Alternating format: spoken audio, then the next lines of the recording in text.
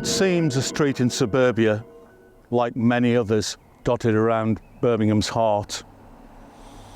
On warm Sunday afternoons, the distant buzz of lawnmowers echoes through it. The smell of gently roasting beef and lamb waft through windows. Cars are polished, hedges are trimmed. Yet 18 years ago, to this very month, a discovery was made here in Oxford Road, Acocks Green, so chilling that it thrust this quiet street into the national spotlight. It started a mystery that has endured to this very day. Picture the scene. A resident clearing rubble from his garden and carrying it to a skip looked inside the metal receptacle outside his home. There, in its bowels, was a clear plastic bag. He walked forward, he examined it, and what he found made him recoil in horror. Inside that bag was a skull, clean, intact. As with every murder investigation you come across, it doesn't matter about the circumstances or what information you've received. There is a set pattern, procedure for a senior investigating officer to follow. Now, one of the first things you look for is motive in a murder. We now know that was a human skull. Forensics have told us it was a skull of a teenage girl. Frankly, what he'd found on May 25, 2006 still remains a puzzle. Really, all we know is it was the skull of a teenage girl. We don't even know if a crime was committed. This is a real X-file, a real puzzle, a real mystery. One of the most difficult investigations you can conduct is when that motive or reason for the murder happening is missing. So that is top priority, and it usually comes from various avenues such as a post-mortem and things like that. Now, whereby you haven't got a body basically, you've just got a skull. There are many things that just would flash up into my eyes that would say, okay, to begin with, we have to identify a list of lines of inquiry that need to be conducted to begin with. The current take from police is that the skull possibly belonged to a skeleton imported here many years ago for medical research.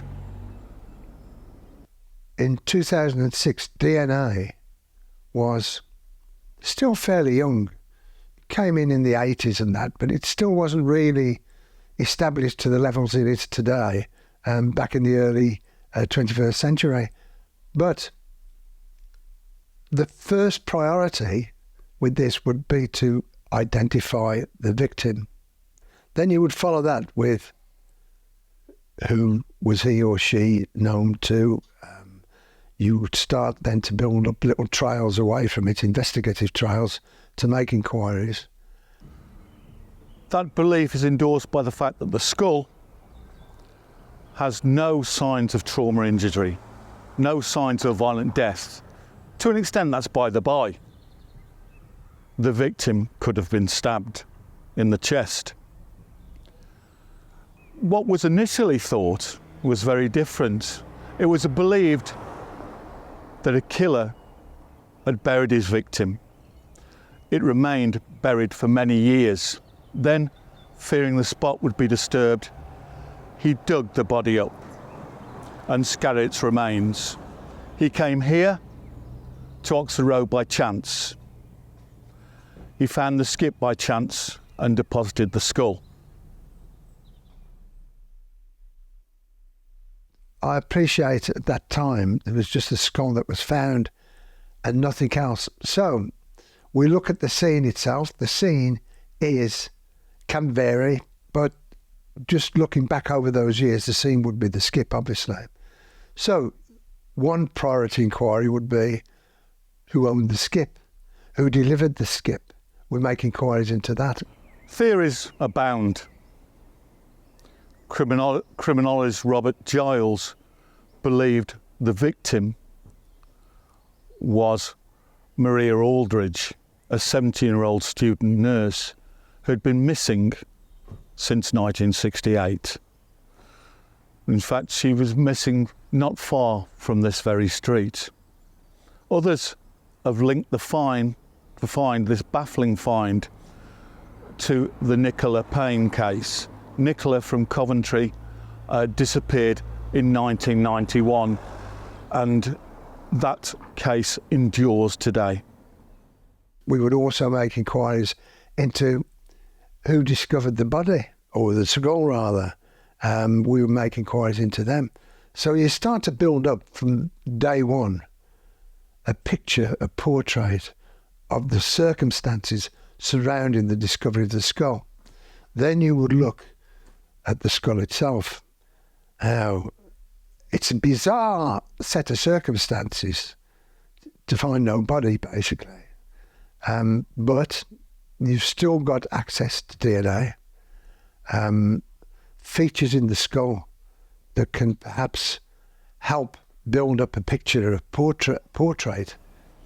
One thing that's for sure is that the case became more baffling with each turn. Make no mistake, what happened here is a mystery.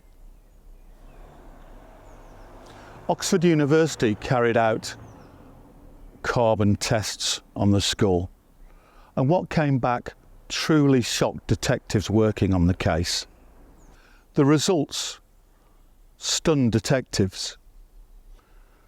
The skull belonged to a girl who would have been alive in the 1950s. How could that possibly be? Following that bombshell, Detective Chief Inspector Sally Holmes, in charge of the investigation, was moved to issue a statement to police. She said, "When people go onto the missing persons database, a DNA sample is submitted. The full DNA profile from the skull does not match up to anything on that database. There is no evidence this is a murder inquiry. The skull has been thoroughly examined and there is nothing to suggest any trauma." We have a picture of sorts of the girl, compiled by Caroline Wilkinson, a specialist in forensic anthropology at Dundee University. She can't tell us the colour of the hair, the colour of her eyes, but we know that the girl had prominent front teeth. She was, in layman's term, goofy. That is all that we know. That picture was spread through the press. Nothing was forthcoming.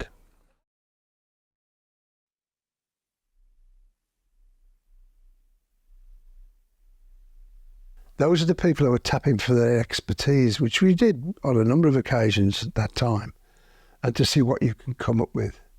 Now, if we reach a stage where we still haven't identified this victim, and we've tried all of those, then we persist. We don't stop at that and say, well, there's nothing more we can do. There is always something you can do. An investigation is very flexible. It's like a horse racing. He jumps the first fence and he's got 5 more fences to go. You don't pull him up after the first fence. And it's the same with criminal investigation. Even when you get the negative results, you persist. It's important to persist until eventually you get what you're looking for. This particular case, I would have at that time had in the back of my mind that it was a prank. Although until you prove it's a prank, you must treat it as a murder, as a homicide. And personally, that's the way I would have gone. I'd have gone down that road, opened up an incident room, got teams of detectives on it until there was other evidence to tell me to the contrary. As far as actually taking that investigation forward, if we needed to look at it being a prank, then what kind of person would do that? What kind of institutions would have people who would do such a thing as putting in a human skull into a skip? Students? Hospital students? Medical students? I don't know.